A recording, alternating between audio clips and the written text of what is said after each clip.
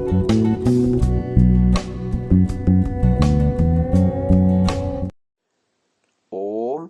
नमस्ते जी। 47वीं श्रव्य कणिका वैदिक संपत्ति, इसके लेखक हैं पंडित रघुनंदन लाल जी शर्मा। पुस्तक का संपादन स्वामी जगदीश्वरानंद जी सरस्वती द्वारा हुआ है। पुस्तक प्रकाशित है आध्यात्मिक शोध संस्थान नई दिल्ली द्वारा। हम प्रथम खंड में मनुष्योत्पत्ति के विषय में, सृष्टि उत्पत्ति के विषय में बातें आपको बता रहे थे। गत श्रव्य कणिका में हमने जाना कि युगों का समय शतपथ ब्राह्मण 10, 4, 2, 22 से लेकर 25वें वचन में बड़ी विचित्रता से बतलाया गया है। और वहां अग्नि चयन प्रकरण में लिखा है कि ऋग्वेद के अक्षरों से प्रजापति ने 12,000 बृहति छंद यानी प्रत्येक 36 अक्षर का छंद बनाए, अर्थात ऋग्वेद के कुल अक्षर हुए 4,32,000। इसी प्रकार यजुर्वेद के 8,000 और सामवेद के 4,000 मिलकर कुल 12,000 के भी वही 4,32,000 अक्षर होते हैं। इसके जब पंक्ति छंद यानी 40 अक्षर का बनाते हैं तो 1,08,000 छंद होते हैं। उतने ही यजु और साम के भी होते हैं। एक वर्ष के 360 दिन और एक दिन के 30 मुहूर्त होने से वर्ष के 10,800 मुहूर्त हुए। यहाँ मुहूर्त से लेकर वर्ष, युग और चतुर्युगी आदि की सभी संख्याएं बतला दी गई है। ऊपर हम बतला आए हैं कि आर्यों में ही नहीं प्रत्युत पारसी, स्कैंडिनेविया और बेबीलोनिया के लोगों तक में कली की और चतुर्युगी की संख्या विद्यमान है। तैत्तिरीय में एक दिन का एक वर्ष लिखा हुआ है और शतपथ का वर्णन वेदों के अक्षरों द्वारा मुहूर्त से लेकर चतुर्युगी तक की गिनती बतला रहा है। ऐसी स्थिति में यह कैसे कहा जा सकता है कि युगों की लंबी लंबी संख्याएं पौराणिक गपोड़े हैं? स्वयं वेद में ही लिखा हुआ है, कियता स्कंभः प्रविवेश भूतम कियद भविष्यदन्वाशयेस्य एकम यदंगम कृणोत सहस्रधा कियता स्कंभः प्रविवेश तत्र। अथर्ववेद 10:7-9। अर्थात भूत भविष्य में काल रूपी घर 1,000 खंभों पर खड़ा किया गया है। इन खंभों के अलंकार से एक कल्प में होने वाली 1,000 चतुर्युगियों का वर्णन किया गया है। अथर्ववेद 8:2-21 में एक कल्प के वर्षों की संख्या इस प्रकार बतलाई गई है। शतम ते अयुतम हायना द्वे युगे त्रीणि चत्वारि कृण्मः। अर्थात 100 अयुत वर्षों के आगे 2, 3 और 4 की संख्या लिखने से कल्पकाल निकल आवेगा। अयुत 10,000 का होता है, इसलिए 100 अयुत 10 लक्ष हुए। 10 लक्ष के 7 शून्य लिखकर उनके पहले 2, 3, 4 लिखने से 4 अरब 32 करोड़ वर्ष होते हैं। यह संख्या 1,000 चतुर्युगियों की है। इसी को एक ब्रह्म दिन या एक कल्प की संख्या कहते हैं। यजुर्वेद 30:18 में चारों युगों के नाम इस प्रकार हैं।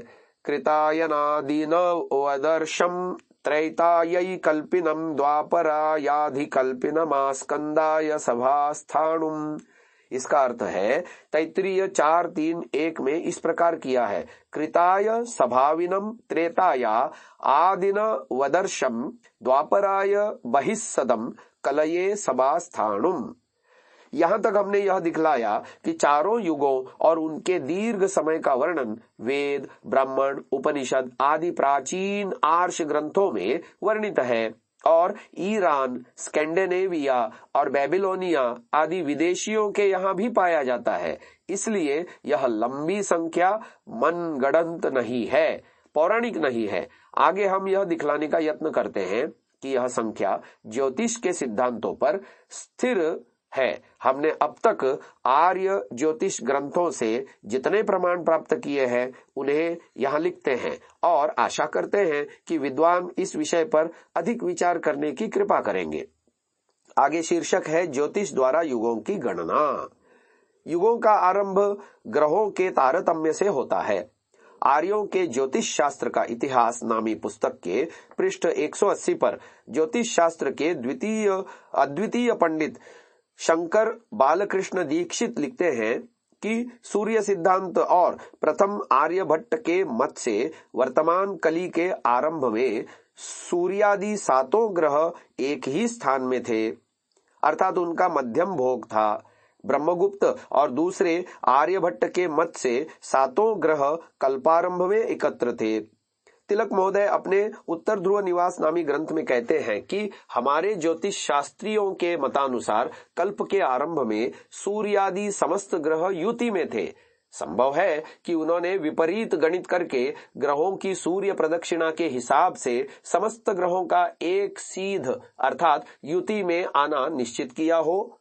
इन दोनों विद्वानों के लेखों से प्रतीत होता है कि युगों के आरंभ के समय समस्त ग्रह एक सीध में आ जाते हैं, परंतु किसी ने सृष्टि के आदि में और किसी ने कलयुग के आदि में समस्त ग्रहों का जो युति में होना बतलाया है, उससे यह न समझ लेना चाहिए कि विद्वानों ने परस्पर विरोध पैदा किया है, किंतु यह समझना चाहिए कि 4 कलियुगों की सम्मिलित संख्या का ही नाम सत्य युग है, क्योंकि 2 कलियुगों से द्वापर, 3 कलियुगों से त्रेता और 4 कलियुगों से कृत या सत्य युग होता है। कल्प सत्य युग से ही आरंभ होता है, अतः समझना चाहिए कि वह भी कलियुग से ही आरंभ होता है, क्योंकि कली के 10 बार बीतने का ही नाम महायुग है। दीर्घतमा मामते या जुजुर्वान्द शमे युगे, ऋग्वेद 1:158-6। इसी को चतुर्युगी कहा गया है। सिद्धांत यह है कि प्रति कलियुग के आरंभ में अथवा प्रति सृष्टि के आरंभ में सातों ग्रह युति में होते हैं। सूर्य सिद्धांत में लिखा है, अस्मिन् कृतयुगस्यान्ते सर्वे मध्यगता ग्रहाः विना तु पादमन्दोच्चान्मेषादौ तुल्यतामिताः। सूर्य सिद्धांत 1:57। सत्ययुग के अंत अर्थात त्रेता के आदि में पात और मंदोच्च को छोड़कर सब ग्रहों का मध्य स्थान मेष राशि में था। यहाँ त्रेता युग के आरंभ में भी वही स्थिति बतलाई गई है, जिसका अभिप्राय यही है कि उस काल कली के 5वें चक्कर पर उक्त स्थिति विद्यमान थी। यहाँ यह बात एक प्रकार से निश्चित हो गई कि कली के आदि में सब ग्रह एक ही युति में थे, किंतु विचार यह करना है कि क्या कभी यह बात जांची गई? क्या कभी किसी ज्योतिषी ने गणित करके इस विषय को स्पष्ट किया?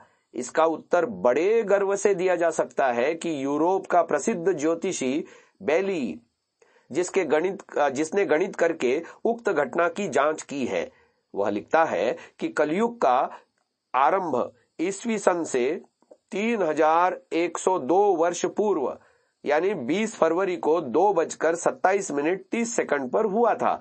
उस समय समस्त ग्रह एक ही स्थिति में थे। According to the astronomical calculations of the Hindus, the present period of the word Kali Yuga commenced 102 years before the birth of Christ, and the 20th February at 2 hours 27 minutes and 30 seconds, the time being thus calculated to minutes and seconds. They say that the conjunction of planets then took place, and their tables show this conjunction. It was natural to say that a conjunction of the planets then took place.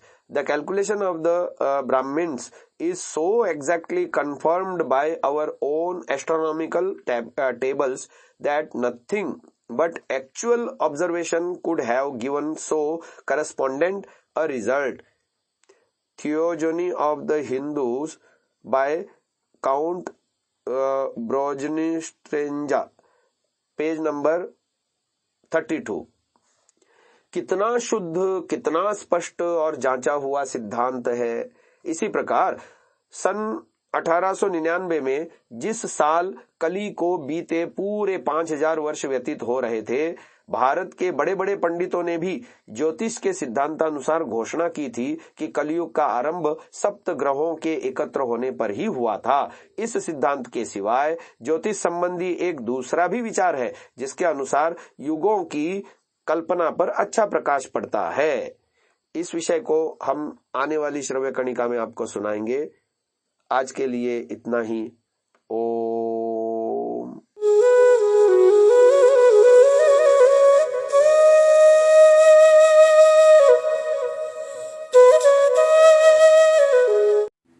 Download Sansa app, R Virdal app, visit sansa.org, rvirdal.in।